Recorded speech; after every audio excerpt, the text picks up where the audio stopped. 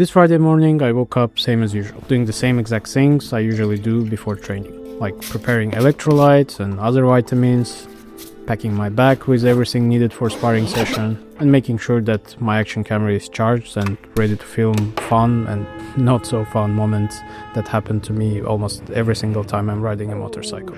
With a few minor differences, everything was the same as any other Friday. Though this time, for some reason, the cat who usually enjoys the shade from my motorcycle and lets me pet it before starting the bike ran away instead of staying for the hug. Maybe it felt something that I'm about to tell you. Well, today is my last day of riding this bike.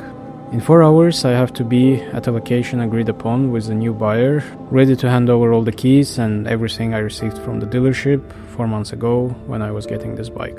Now you probably think, yeah, finally this guy is going to give us his thoughts on this bike after 4 months of riding it, like a long use review after riding it every single day. But no, I'm sorry to ruin your hopes, because what you probably hoped for is going to be a different type of video that I'm currently working on, which I'm sure will cover points you are interested in.